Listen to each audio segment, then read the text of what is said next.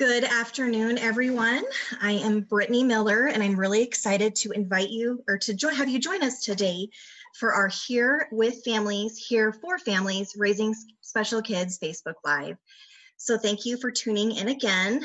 I've had a lot of fun and really enjoyed connecting with all of you families and professionals listening in these past few weeks.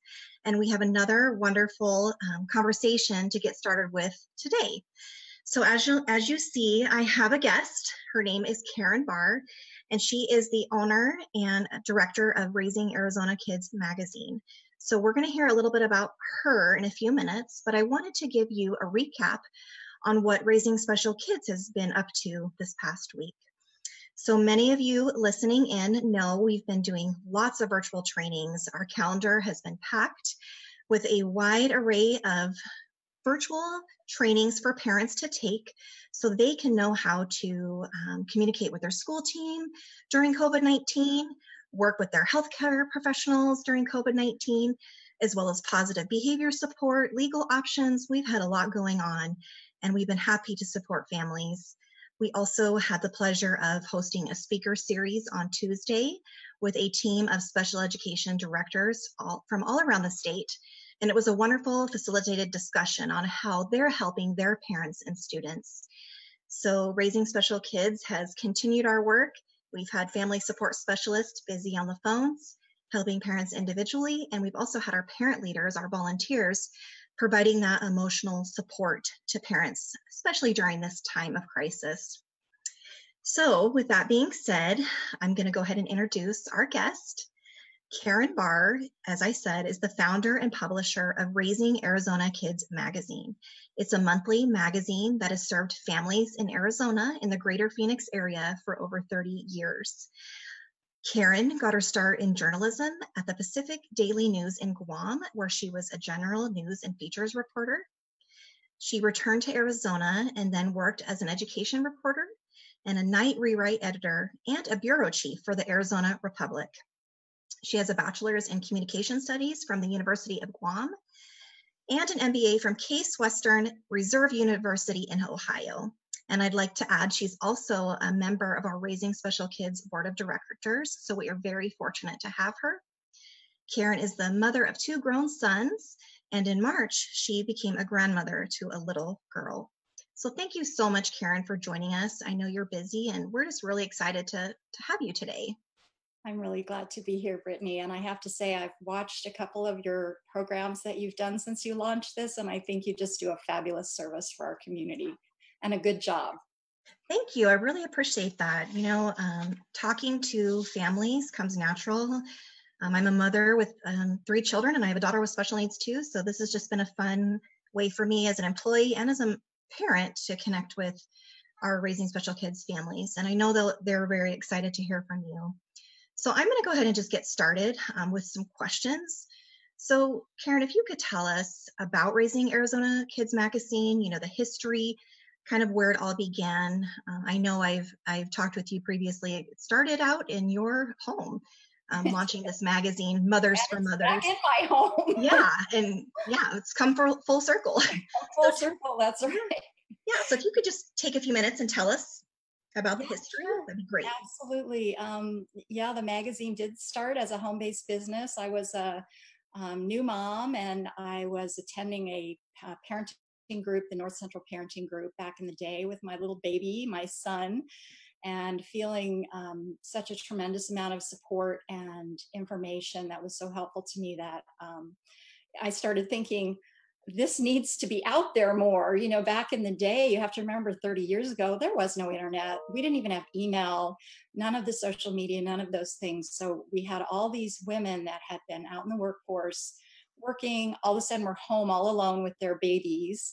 And we were lonely and isolated and didn't have our moms with us, you know, so we sort of found comfort in helping and supporting each other. So as a matter of being part of that group, this idea of doing a newsletter for the group evolved into doing a newsletter for a bigger population, evolved into, oh, let's just start a magazine, why not? So there were a bunch of women from that first group, parenting group, and the preschool that my children attended at the time that helped me get started. And obviously couldn't have done it without a lot of support and help from them, and volunteer time and nights and weekends when our children were with their daddies or whatever. So it's been quite a journey. And like I said, we have worked from home from the beginning and to some degree ever since, because I have always felt that it's important for people to be able to put their families first and be flexible with their work. So that's kind of always the way we've done it. So this shift to COVID-19 working has not been a real struggle for most of us. Although we do have an office in Central Phoenix, which is quite empty right now. All of my team is working from home. Thank you. You know, my oldest is 15, and I actually have been a Raising Arizona Kids fan since I've had her. I remember every time I'd go to the pediatrician or be somewhere on public when they had that stack of, you know, Raising Arizona Kids magazines, I would grab it, and then I would look for any event or story time or social activity where I could connect with other mothers. And it was part of my life, and I've continued to do that. So it's personal for me. And I know a lot of parents in our mothering community and our parenting community and our special needs community really rely on the good ideas and advice. And, sometimes really good ideas and projects come out of some moms thinking together. And it sounds like that's what happened here with Raising Arizona Kids. Yeah, well, we really started with a passion of helping connect parents to local resources. So that pretty much guides everything that we do. Even in all of this COVID-19 time, we're trying to really point people to local resources. With the internet available to us all, there's so much available all over the world in terms of at-home learning options and things like that. But we're trying to really keep our focus on how do we support the local community, local businesses, museums, art galleries, classes, all these things as they convert online. That's what we're trying to help get that out there. It's been quite a transition though. I was actually, you mentioned my granddaughter, which I like to say I have 2 brothers and I raised 2 sons. So I was deserving of a granddaughter. Now the problem is I can't see her because we can't travel, but we were actually in Berkeley when she was born, and that was the same weekend that the governor and Superintendent Hoffman made the decision to shut down schools in Arizona beginning on the 16th of March. So we were up there at that time, and I was on the hotel room, business center, frantically making all these decisions out. If schools are closing, we can't print an April magazine. Where are we going to distribute it? If schools are closed, then museums will close, and all these other places, the local attractions like Odyssey and all those places were all shutting down. And we have a lot of magazines that go out to those places. And so we made a very quick decision over the weekend while my daughter-in-law was in labor, to make some big changes in how we run the magazine. So we set up a resource hub on our website. We started doing daily email newsletters, deploying those to try to help point parents to the resources that we were finding out about. And it's just been kind of a crazy ride since then. It's like you have a way of working, and all of a sudden, just as parents have had to do, you have this way of running your family and the routine and the school day and everything. This huge flip-flop now, all of a sudden you're doing it all from your home. And in a business sense, we're doing the same thing. Well, I think personally, and I know many parents would agree, that your magazine has done a great job at keeping those resources still available. I am personally on your email list, and I've loved getting the, almost daily information on, heartwarming articles, resources for parents, a little bit of fun sprinkled in with those virtual opportunities. And I still think those are important as we're in a world crisis. And so that was actually the perfect caveat to my next question, which you did highlight on what has your company or magazine done to adapt to COVID-19? And I know you've done it quickly and done a fabulous job at it, but what are some other things you've had to do? Well, I think the biggest thing was making the decision not to do the print version of the magazine. We just felt very strongly, if this was a disease that is transmitted by touch and air droplets and all sorts of reasons that we don't quite yet understand, that we had a way to deploy our information through our email newsletter chain and our website and our social media. So that's what we've been focusing on. We have been doing a lot of coverage on the COVID-19 impact to our families. We're trying to wean off of that a little bit. I think some of us are a little tired of every day you get beat up about the numbers and all the horrible things that are happening out there. So we're trying to focus on positives. What are some proactive things parents can do? First of all, if you're healthy and you're employed, who else can you help? And are there opportunities out there that you can engage with the community so that you're able to kind of share your resources? We're also looking, of course, at the at-home learning ideas, and anymore, we've started putting some of those on our calendar because it was hard at first. It was just this kind of, I'm sure you can imagine, everybody was jumping out of the woodwork to try to move their programs online. And there was just this huge rush of information that was coming at us, and very little of it was dated and timed. So it was like, come to our website, come to our YouTube page, come here, come there. So what we're trying to do now is kind of curate that a little bit. And when there are events like yours, which we put on our calendar, it's really important to me that we can have a time to tell people, like appointment stuff, because that helps all of us structure our days, not just for our children, but for ourselves.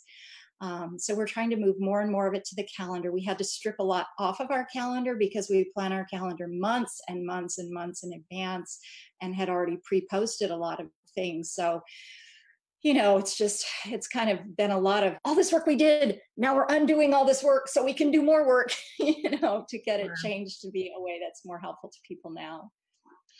Well, Karen, I'm really glad you brought up the comment about, COVID-19 in our face all the time. And I mean, I do social media, so I'm aware that those news alerts are important. But one of the first things that came to mind in asking you to come is I loved the idea of sharing some of the ways families can engage their children and be active. And I know your website is chock full of ideas. So what are some of your favorite ones that you guys have shared lately? Oh, yeah. Well, I mean, I got to say, I'm sure you're all feeling this way too, is that the creativity that has come out of this whole chapter in our lives is unbelievable.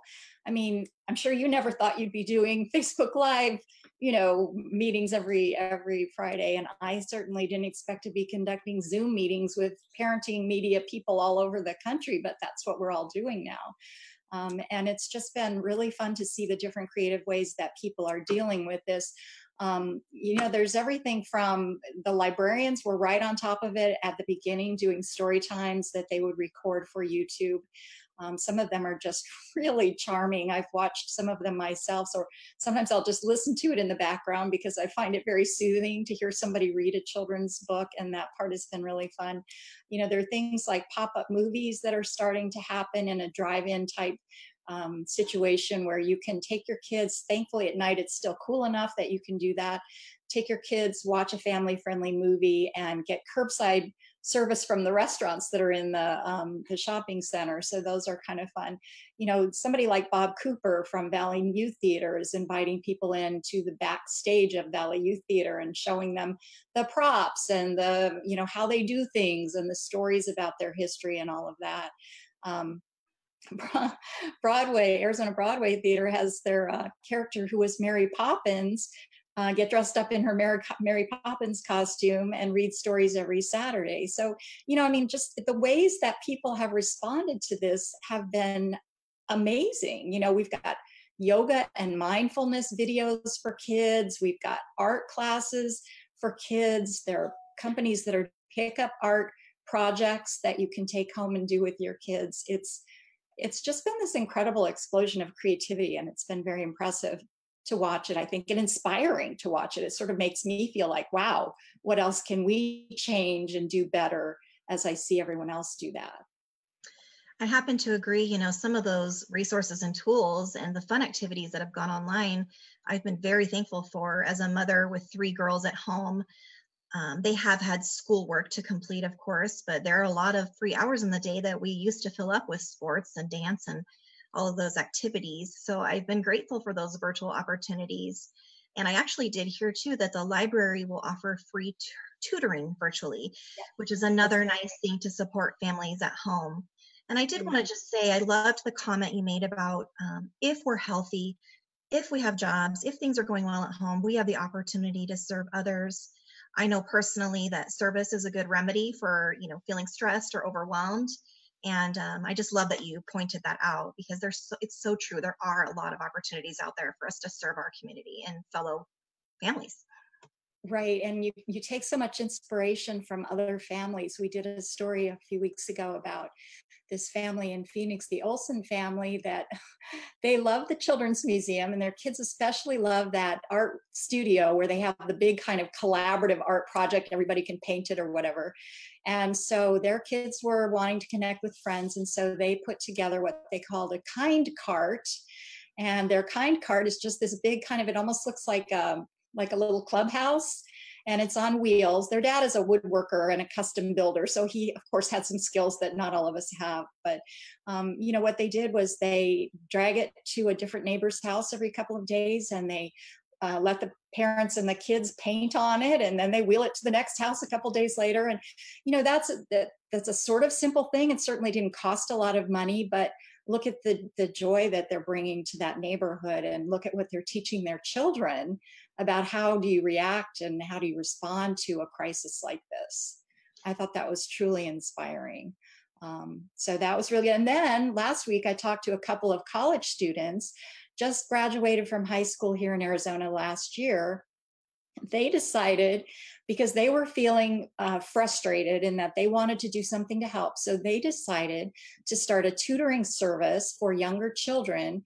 And instead of accepting payment for it, they asked the parents to make whatever donation they can to any of the COVID relief programs. And I mean, I talked to them, I just got chills. I thought, here are these kids. We think of children as being so entitled or, self-focused or whatever. And here are these two college students, bright, beautiful young women who have gathered a lot of friends around them to offer this free tutoring service. And those kinds of things, I think, they make you want to get up the next morning and keep trying, because you just feel so inspired by that.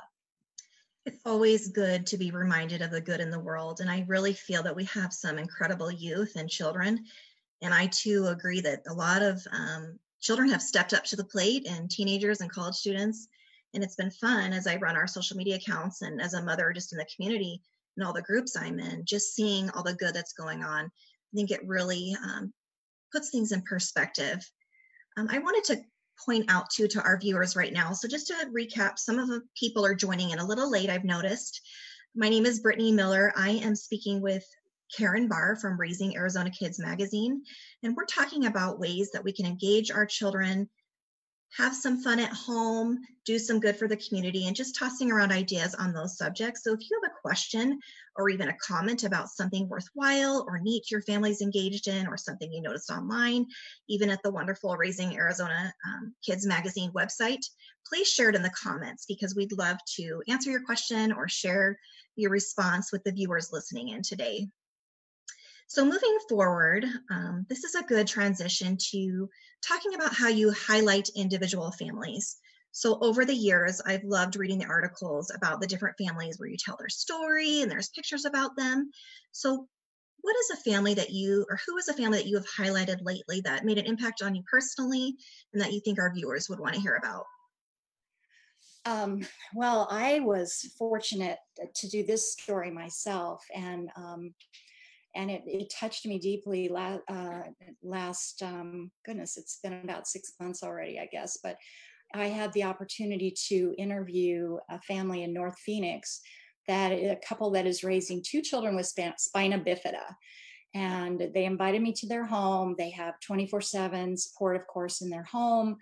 I got to hang out with them for a few hours, play with the boys, hear about their day-to-day life and how they're handling it. And whoa, I mean, I am not a parent of a kid with special needs. So to be in a situation in this home where they're dealing with challenges that I could never have imagined, and see how they did it with such courage and such grace and such love for those children, and the children are thriving in every way that they can.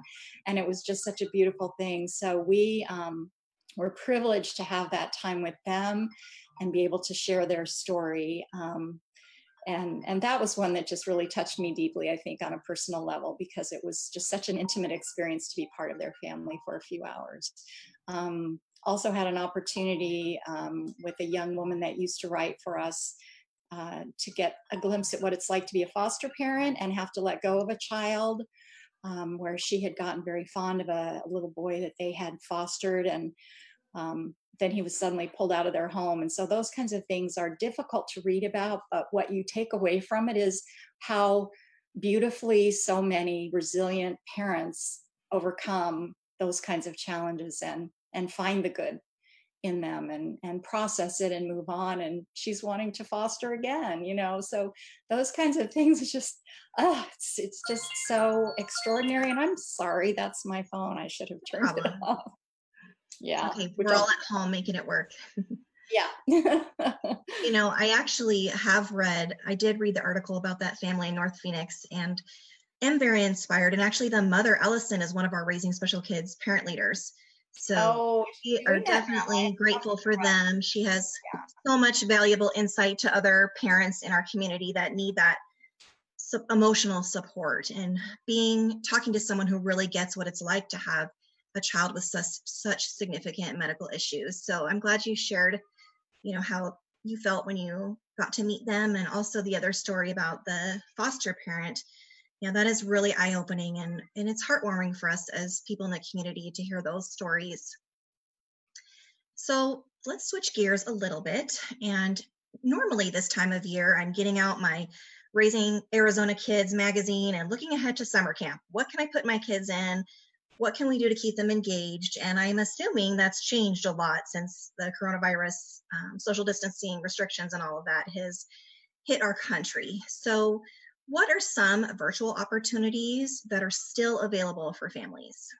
Yeah, well, it's honestly kind of a moving target right now, Brittany. I mean, I had an opportunity to speak with a lot of camp directors a couple of weeks ago. We did a big poll that we've been doing lately that's been just really inspiring, insightful, gratifying to see how people reach out. But just trying to get the pulse on how parents are feeling about summer camp, and would you even send your kids to summer camp? And what happened is we put this poll out, and then all of a sudden the camp started calling us saying, what were the results of the poll? We want to know, because they're feeling so uncertain too. So I set up a few days of appointments talking to people on the phone just to kind of get a sense of what's happening. And first, I would want to say there are so many thoughtful decisions going on right now.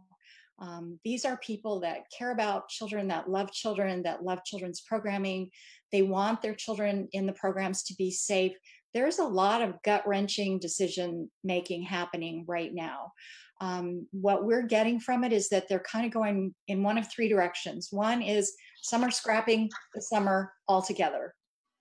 There was one camp director I talked to who does her camp in a church every summer. Well, the church is not going to be open all summer, so she has no place to hold her camp.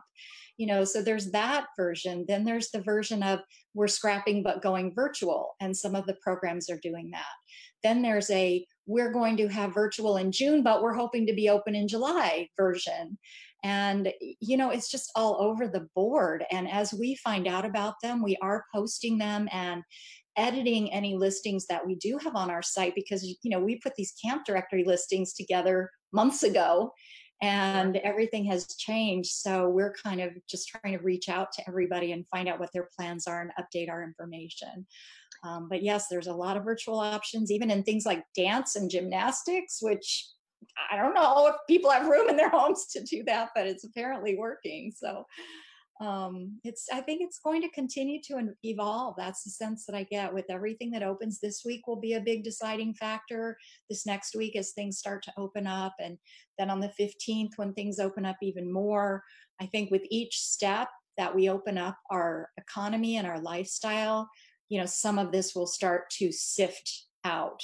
And then hopefully the camps will be able to get the word out. And hopefully the parents then will really still go to those programs and support them, because it's another impact is a lot of these programs are small businesses, and for them their summer's their whole huge source of revenue. So it's a real struggle, I think, for a lot of people, but boy, have I been impressed. I mean, yeah, I was talking to some overnight camps, talking about the measures that they're taking to keep the areas safe and clean. And, you talk to some of the folks that are here with local camps and how they're putting footprints on the floor to keep the kids, when they reopen, they'll keep the kids separated, and all the massive amounts, gallons and gallons of hand sanitizer and things that people are purchasing and making available. So it's going to be, I think, a real evolving situation, and it's kind of a hard thing to really put your finger on right now, just because it is so much in flux. Well, on that note, for families listening in, please make sure you go to the Raising Arizona Kids website and get on their email list, because you will get frequent updates about this fluid situation. Lots of inspiring stories, activities, and I'm assuming you guys, Karen, will be working hard to update that events calendar. So as we head into summer, even though it already feels like summer right now with all the kids home, we'll have some opportunities to entertain our children. That's right. Yeah. I mean, that's our big focus right now, is just start putting that on there. Once the school year structure goes away, then yeah, it's all on the parents to provide that structure. So we take that seriously. Yeah, and just for our viewers, we did put that website in our comments on this thread. So please go there and check it out. It's very worthwhile, with lots of ideas for families right now. So let's move on to your work involved with our organization, Raising Special Kids. So I know you're on our board of directors. Karen, do you want to tell us what your role is and what that experience has been like? I would love to. I think I joined the board, I want to say 4 years ago. When you're having fun, the time goes by so quickly. But it has been an incredible honor and joy and learning experience for me. I think I started the first couple of years, it was mostly just being a sponge. As I said, I did not grow up in the special needs community, and I'm not as familiar with the whole acronym thing that is a part of this world. And so I would sit in on board meetings, and all these acronyms are flying around, and I was always the one saying, hey, could you explain what that stands for, so I know what you're talking about. So I did a lot of learning and absorbing at the beginning. Now I feel that it's transitioned to where I feel like I have a little bit more to contribute, because I have that institutional memory of how the organization has transpired through the last few years, and how it transitioned from one very strong leader to now another very good, strong leader. And I have been very excited to be part of that process as a board member and watch it evolve. I currently am on a couple of committees, a governance committee, which helps with sort of rules and procedures and, kind of big picture stuff for the board itself. And then also the fund development committee. So that's, of course, the essential job of raising money for a nonprofit, which is critical to the provision of services. The thing is, I have to say that I feel like I take as much as I get from this organization, because the organization itself is run by such amazing people, and intelligent, caring, thoughtful, intentional, lovely, passionate, just incredible people. I being around them, being in your building, makes me feel good. But then also just the other members of the board, because it's that same level of passion and commitment. They all come to it with different levels of experience. And different types of family situations. And so to be around groups of people like that is amazing. And then, of course, my favorite part of the board meetings is when Chris or Jana or somebody from the Raising Special Kids staff contingent gives what they call mission moments. And those are the best, because then that's when we, the board who do the behind the scenes work, get to hear about what's happening right out there with the families. And that's just very heartwarming. And then you know why you're doing this. Every little meeting that you sit in on, every little time that you spend typing up something that somebody needs, when you hear about how the family is reaching out, touching other families, helping them solve their problems, it's pretty incredible. And I have to say, one thing is, as Raising Arizona Kids, we get a lot of calls for Raising Special Kids. Why am I not surprised? They sound really similar. Yeah, and I think that what that has been very helpful to me in the sense of is, while I do not directly directly liaison with your families as a board member, I do talk to some of these people in that kind of intake role because they happen to call us first instead. And so, of course, every member of my staff has a sticky note with the Raising Special Kids phone number on it. And but it's just been really incredible to hear these folks, because they'll get on the phone and they're just, they don't know what to do, they don't know where to turn, they have an emotional problem they're dealing with, and they're emotional about it. And so we hear all of that, and it's just incredibly reassuring to say, I know exactly who you need to talk to, and I know exactly who can help you. And you can just sense that, so to be any part of that cycle is a tremendous honor. I love it. Thank you so much. Karen, I think anybody that has any sort of involvement with raising special kids, whether it's being a board member or a staff member like myself, or one of our parent leaders, or even a family that we're serving, there's just something special. There's some magic about being involved and helping other people. And we're just really grateful to have you as part of the board. And I know I'll go ahead and speak for the other members of my employee team. I know we feel the support of the board, and we're very thankful that it's a team effort in trying to do this good work of supporting parents raising children with disabilities in Arizona. So thank you. And thank you for sending the people to the correct phone number. Absolutely. Nice to help each other out, because we do have the same goal of supporting parents. Absolutely. That's wonderful. Yeah, it's a nice collaboration. Yeah, so this is a good point to go ahead and wrap things up. So I read recently your article that you wrote on pandemic parenting, and I thought it had a lot of good highlights. So what are a couple things you would share with parents right now just to help them cope or get through this time of crisis and uncertainty? Well, I have to say, of course, I'm an empty nester, and I've never been more grateful to be an empty nester, because I cannot imagine what those of you who are still raising children in your home are dealing with. I think that, as the old lady in the room that's, been through the whole parenting cycle, now is in the grandparenting cycle, I guess I would just say, be kind to yourselves. This time seems so long, and it's very stressful, and the last thing you need to do is put more expectations on yourself than are already there. So I guess what we are hearing is parents are stressed. They're feeling like they're letting their kids down. They don't know if they're doing this homeschooling thing properly. And what I would just urge, and this is what we're hearing from experts as well, is just, chill a little bit.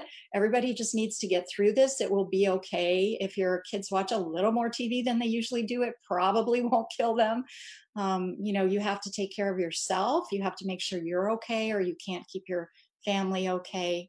And I would say, I think mostly just enjoy your kids. This is an incredible bubble of opportunity, of time that will not come back, hopefully, to have all this one-on-one time with your family members. And as somebody whose kids are grown and gone, I would give anything to have them back with me just during this time, so I could have that with them. So just take care of yourself so that you can relax and appreciate that. Well, thank you for that advice. I know there's been a lot of unexpected blessings coming out of, being forced to social distance at home or making that choice. And I've actually, as a mother, really valued that time. And thank you for that reminder to give ourselves a break, because we want to do a good job as parents. And sometimes we just have to take a deep breath and know that this is temporary, and hopefully things will get back to normal pretty soon. So thank you again for joining us. I know that I've been inspired today and loved the information you shared and the resources. And I know our listeners and our Raising Special Kids community can get so much support and value from going to Raising Arizona Kids website. And thank you for just sharing the highlights of your wonderful organization and for the work you do for us on the board at Raising Special Kids. My pleasure. Thank you, Brittany, for all of this. You're welcome. So I guess that brings us to a close.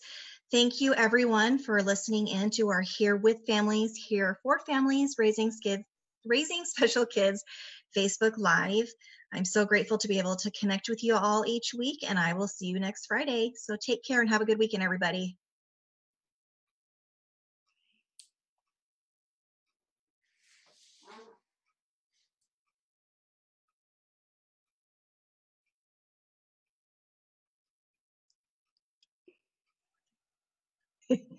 I was just waiting for Neil to say something.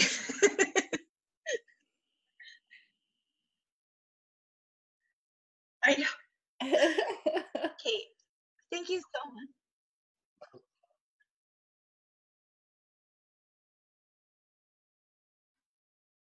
Oh, I'm sorry. Sorry about that.